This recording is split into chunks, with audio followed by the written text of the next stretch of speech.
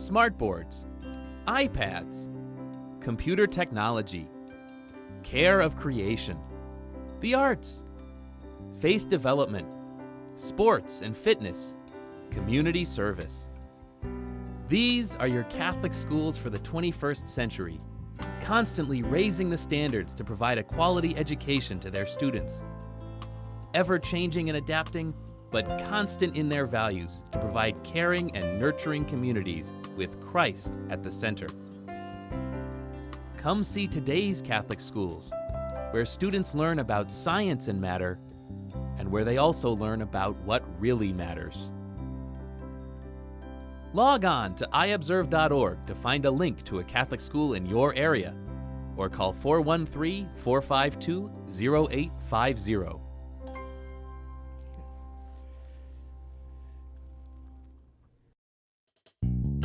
Coming up on this special edition of Reel to Reel, we celebrate Catholic Schools Week.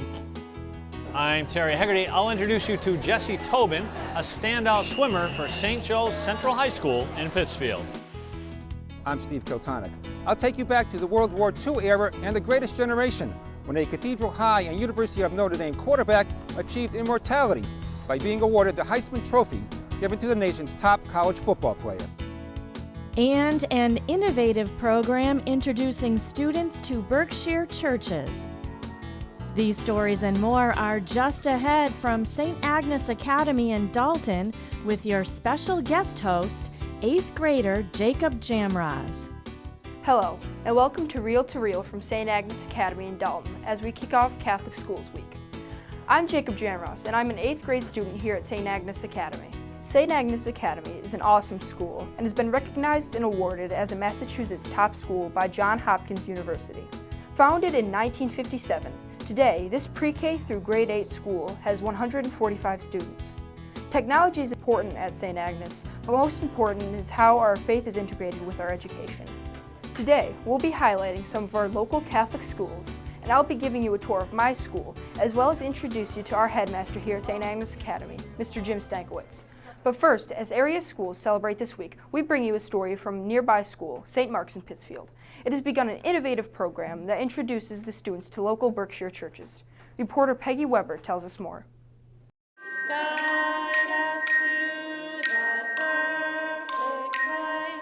With the sweet sound of chimes, students from St. Mark's School in Pittsfield celebrated the Feast of the Epiphany at St. Charles Parish in Pittsfield. Although the school is only 1.7 miles away from the church, many students said they had never been in this beautiful place of worship, which features wood carvings and lovely decorations. Meg Scourin, principal at St. Mark's, said she wanted her students to expand their church vision. I just kind of all of a sudden had this epiphany, if you will, no pun intended, that the children might like to see the churches where all of the priests come from. The priests here have been so good to me over the 10 years that I've been principal at St. Mark. Students have frequent masses at St. Mark's, but this year they have traveled to Sacred Heart in Pittsfield for a blessing of the animals, and St. Mary's in Cheshire for a Thanksgiving celebration.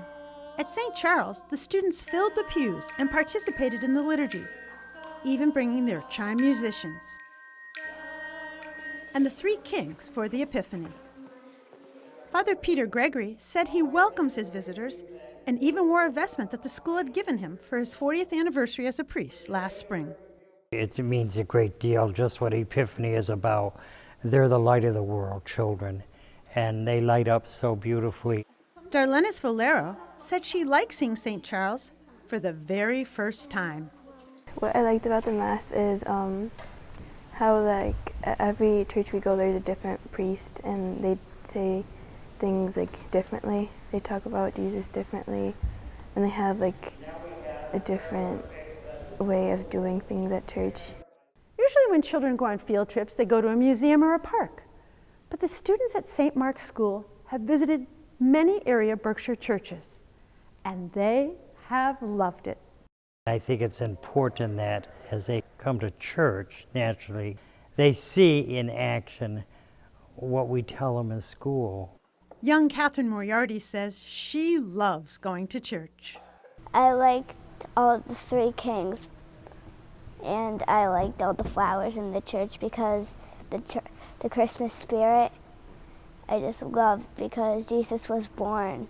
She added that she liked the chimes because they are joyful, and she said she likes to pray. I pray for all the poor people that don't have as much things as we do, and I pray for my dad, and that everybody on earth will have a lot of peace in them and love. Parker Winters said he liked the Mass in a new place.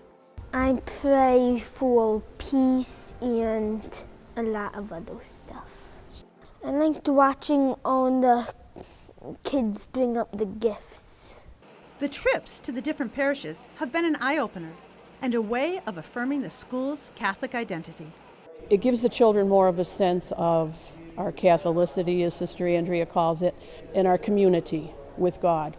Father Peter and other Berkshire pastors have been happy to open their doors to the young students. I see that the future today is our children, and we need to give them that seed that will grow. Seeing St. Charles was certainly a great experience for the students at St. Mark's. And they are not done with their adventures. They plan to travel to St. Anne's in Lenox for the Feast of the Ascension. For Reel to Reel, I'm Peggy Weber. What a great way to be able to see the different churches and learn about their histories. And still to come on Reel to Reel. Steve Kiltonic has the historical story of Angelo Bertelli, Cathedral High School grad and 1943 winner of the Heisman Trophy. And Terry Hegarty profiles St. Joseph High School sophomore Jesse Tobin, a top swimmer in Western Mass. These stories and more are still to come on this edition of Reel to Reel from St. Agnes Academy in Dalton. The Chalice of Salvation, your weekly spiritual connection. I'm Passionist Brother Terrence Scanlon, your Chalice host, inviting you to take time out of your busy week to celebrate God's goodness with us. Join Bishop Mitchell Rosansky as we celebrate the beginning of Catholic Schools Week 2015 and welcome students from St. Joan of Arc School in Chicopee. The Chalice of Salvation, your spiritual connection, Sunday mornings at 10, right here on 22 News, WWLP. Smartboards, iPads, computer technology, care of creation, the arts, faith development, sports and fitness, community service. These are your Catholic schools for the 21st century, constantly raising the standards to provide a quality education to their students. Ever changing and adapting, but constant in their values to provide caring and nurturing communities with Christ at the center. Come see today's Catholic schools, where students learn about science and matter, and where they also learn about what really matters. Log on to iobserve.org to find a link to a Catholic school in your area, or call 413-452-0850.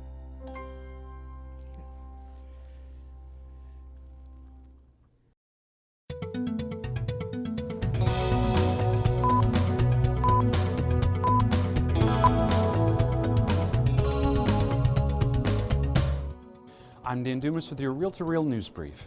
Despite some January cold temperatures, hundreds of local pro-life supporters this year joined on their overnight bus ride by Bishop Mitchell Rosansky, participated in the annual March for Life in Washington, D.C. Julie Bollier caught up with them at a departure mass in Chicopee and filed this report.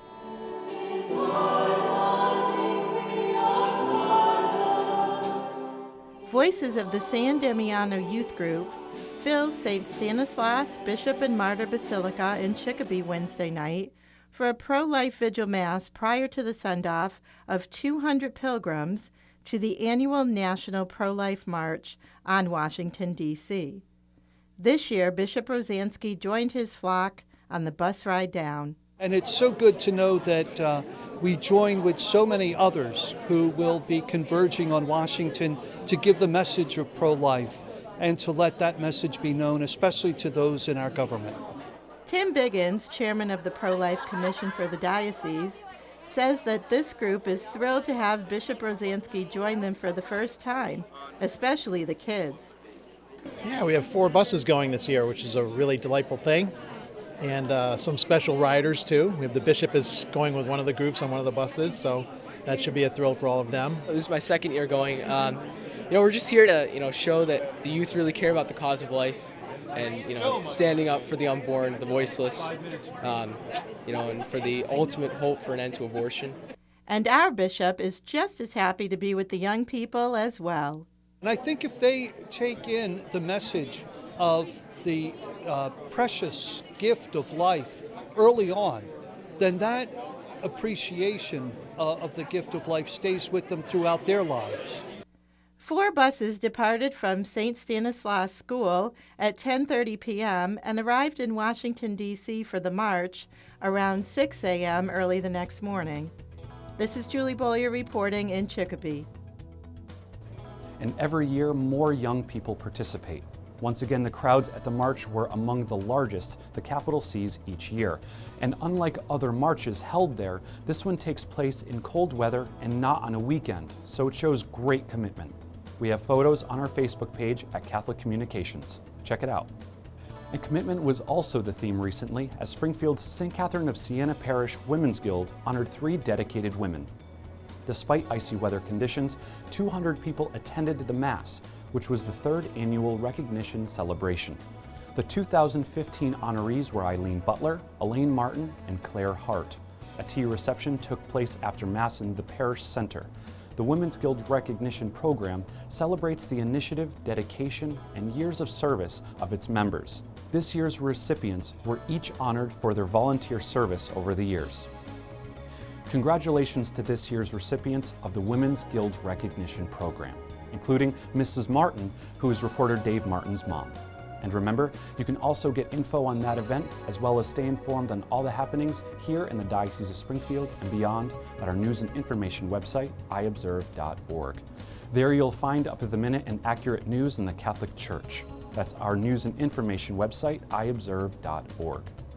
I'm Dan Dumas, and that's your Real to Real News Brief. We're now in the St. Agnes Library. The library has been a favorite room of mine ever since I've been coming here, and I used to love reading the Dr. Seuss books when I was first learning how to read. And joining us now is Mr. Stankwitz, our headmaster. Hi, Jacob. Glad to be here. So could you please tell us a little more about Catholic Schools Week and why Catholic Schools Week is so important here at St. Agnes? Sure. Catholic Schools Week is that time once a year at the end of January where we get to really refocus on our Catholic school identity, which is so important. We also get to do some fun things during Catholic Schools Week. We kick off the week Saturday night with a snowball dance that's sponsored by the PTO. It's a family dance where everybody gets to go for free and have some food and do some dancing and just visit as a community. On Sunday morning after that, St. Agnes Academy participates in the Mass with lectors and choirs. We get to celebrate the Mass with the parish. One of the other things we typically and traditionally do during Catholic Schools Week is we kick off a major fundraiser. And this year, you're well aware of Sister Linda and her travels to Africa and her missionary work there. We continue to support her. Our specific fundraiser to raise money for infants because of the malnutrition issues in Africa.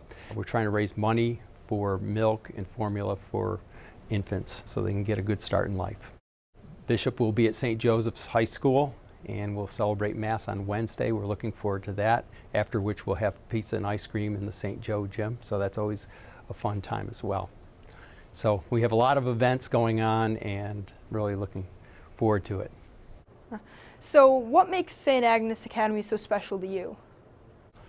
Well, I think the most important thing is our Catholic identity, the ability within a school to freely and openly and constantly really refer to our religion and our Catholicism and our beliefs, whether it's in a religion class, whether it's in a social studies class, or even an English class or a language arts class.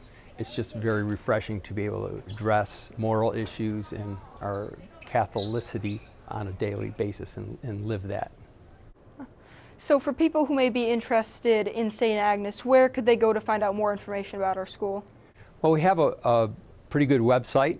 You can look that up on the web. It's stagnescc, stagnescc.com. And there's a lot of information there. You can call us at area code 413-684-3143, and we can put you in touch with any information you need to know. Thank you so much, Mr. Stankiewicz. You're very welcome, Jacob. Thank you. Turning now to the story of a man who made history more than 70 years ago, but is still remembered today as a standout athlete for Springfield's Cathedral High School. This star athlete won America's top football honor, the Heisman Trophy, while he was a student at the University of Notre Dame. Steve Kiltonic now has the story of Angelo Bertelli. During the late 1930s at Cathedral High, this West Springfield native was a three-sports standout in football, baseball, and hockey. As a catcher, his rifle arm attracted scouts from the Major League Indians, Cardinals, and Tigers.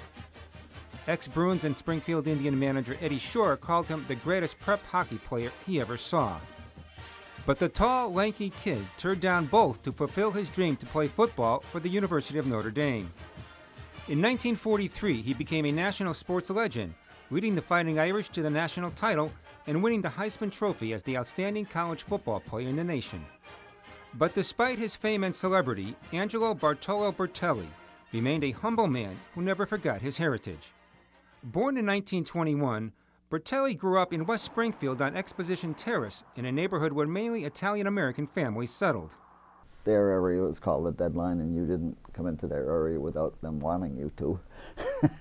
But it was a nice little neighborhood across from the Eastern States Coliseum, and everybody there loved hockey, loved sports. Now retired, Gary Brown covered sports for the Springfield newspapers for nearly 60 years. As a matter of fact, Angelo, who was known for football, was probably a better hockey player than any other sport. Hal Passerini was also an outstanding hockey and football player for Westside. Hal's sister Gilda, who was Angelo's high school sweetheart, eventually married Bertelli. His mother and father both came over from Italy, and his mother was a wonderful lady. She used to cook for everybody in the neighborhood. When he was 17, his dad was tragically killed by a drunk driver while riding home from work on his bike. Bertelli spent his first 2 years of high school at West Springfield, but it was Cy Connor, a Cathedral grad, along with Bertelli's two sisters, who steered him to transfer to Cathedral. Brown interviewed Angelo 50 years after the Heisman. The first thing he said was, "Thank God for Billy Wise, who was his coach, and the Sisters of St. Joseph." He says, "Without them, I don't know what would have become of me." And that's the way he felt. At Cathedral, Bertelli, nicknamed the Springfield Rifle, was all everything for the Panthers. His ability to pass, kick, and run led the Panthers to 2 undefeated seasons and consecutive city and Western Massachusetts championships. In 1939, he was named the Gridman as the outstanding player in Western Mass, an award which today is called the Bertelli Award. On the diamond, Angelo was an outstanding hitter and all-city and all-Western Mass as a catcher. At Cathedral, Bertelli broke all the schoolboys' scoring records in hockey and made all-Western Mass. After graduating with honors and being named the class president, the pro scouts and college recruiters were hoping to sign him. But it was Milt Pipel, a former Cathedral and Notre Dame captain, who recommended Angelo come to South Bend and play football for the Irish under coach Elmer Layden. In 1940, his freshman year, Bertelli ended up as a 6th-string halfback. He was worried that he might not make the team in 1941. But as fate would have it, Layden left for the NFL, and Frank Leahy took over the coaching reins. Bertelli's fortunes changed overnight. Bert, as his teammates called him, led the green and gold to an undefeated season and a second-place finish in the Heisman voting. He threw for over 1,000 yards, which prompted Leahy to switch to the T formation. He saw how good Bertelli could throw a football. He says, he's going to be our quarterback, and they worked all summer long, faking and doing all of ball handling. Bertelli was called the T formation magician by writer Grantland Rice. His junior year, accurate Angelo was sensational, as the Irish lost only 2 games. Bertelli finished 6th in the race for the Heisman and made the All-American team. In 1943, his senior year, Angelo had another brilliant season, leading Notre Dame to 6 victories before being called to active duty in the Marines. Bertelli completed 70% of his passes while throwing for 500 yards and 10 touchdowns. Angelo was in boot camp listening in tears when Notre Dame lost its last game in the closing seconds, the Irish's only loss that season. One of the sergeants ran up to him and says, "Here, I have a message from you." And he opened it up and found out that he won the Heisman Trophy. And it was, couldn't believe it. In 1943, Notre Dame also won the national championship. Bertelli, who accepted the Heisman in his uniform, was the first of 7 Heisman Trophy winners from Notre Dame. As a lieutenant in the Marines, Bertelli received a Bronze Star for valor, surviving one of the war's bloodiest battles, Iwo Jima, where the Marines lost 6,800 men. He went through all of that. But again, he didn't think it was that big. He said, "Don't ever call me a hero." I wasn't a hero. He said, "I just did what we all did." In 1944, Bertelli married Gilda Passerini, and they had 4 children. After the war, Angelo played 3 mostly inactive seasons in the All-American Football Conference. After a knee injury and surgery, he was never the same player again. Bertelli later coached hockey, was a radio announcer, and went into the retail liquor business in Camden, New Jersey, where he lived most of his life. Bertelli's Discount Liquors, which he started with Hal, is still going strong in West Springfield, along with Bertelli's Skate Shop. Angelo was elected to the College Football Hall of Fame in 1972 and the Cathedral Hall of Fame in 1983. He died of brain cancer in 1999 at the age of 78. In 2001, Passerini and other members of the Deadline Gang dedicated a monument to Bertelli here on the grounds of the Big E, only about 100 yards from where he grew up. It's also a testament to the kids from the Memorial Avenue neighborhood who used the fairgrounds as their playground. Angelo always came back to visit the town where he grew up and to spend time with his buddies from the old Italian neighborhood. They'd say, "Would you bring the Heisman?" The kids would like to see it. He says, "I don't want to do that. People will think I'm showing off, you know." But they finally did get him to bring it one year, and it was a really big deal. But that's just the way he was.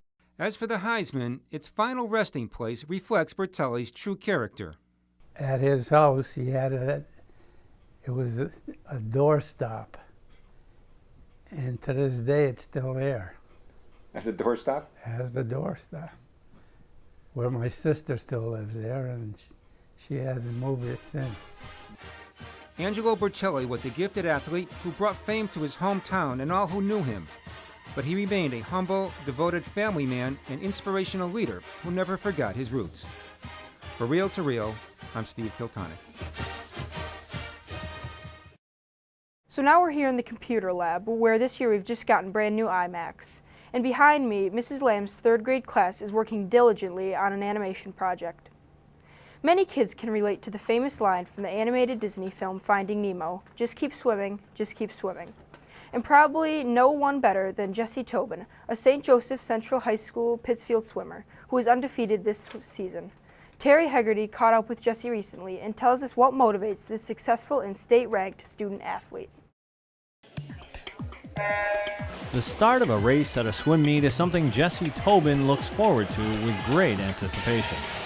Jessie, a 15-year-old honor student, is a sophomore at St. Joseph Central High School in Pittsfield.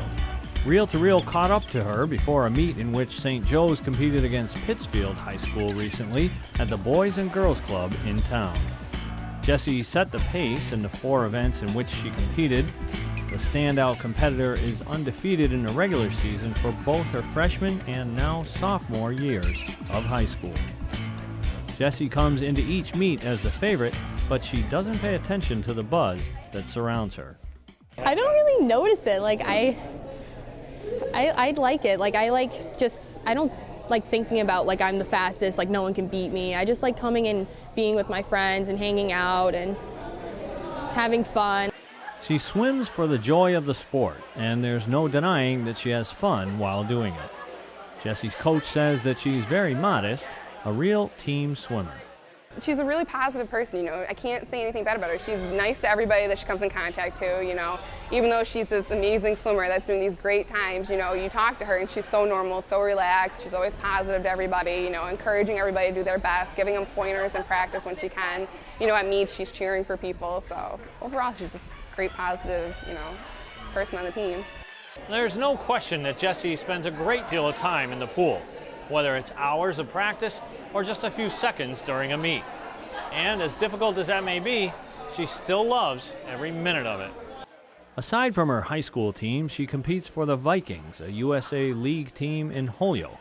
She swims there 2 hours a day, 6 days a week. I don't really have like that much free time, so most of the time I'm sleeping or eating pasta or bread. A lot of carbohydrates, honestly, and sleep, just lots of sleep. Other than that, I'm swimming or I'm at school. Swimming 3 or 4 miles in a day is a regular occurrence. Sometimes Jessie even pushes it to 5 miles a day. Aside from the physical rigors, Jessie says training and competing involve a good deal of mental toughness. She definitely is very naturally talented. You know, swimming seems to come very easy to her. She has the strokes down. She's very relaxed in the water. She has a good head on her shoulders. You know, swimming can be very mental at times. So, you know, she's able to keep calm, keep motivated, you know exactly what she has to do. Jessie says that being tired all the time is just part of the effort. Swimming is a rough sport because there's a lot of practicing and then it's hard and you get sore. But it's like there's nothing better than training for something and then just achieving your goals, and it's just like it's almost like a rush. I love doing it, so I just working hard and then achieving it, it's the best feeling. Last year, as a freshman, Jessie came in 3rd in the 500 freestyle at the Western Mass Championships and came in 5th at the state tournament in the same event. Her favorite events are the freestyle events.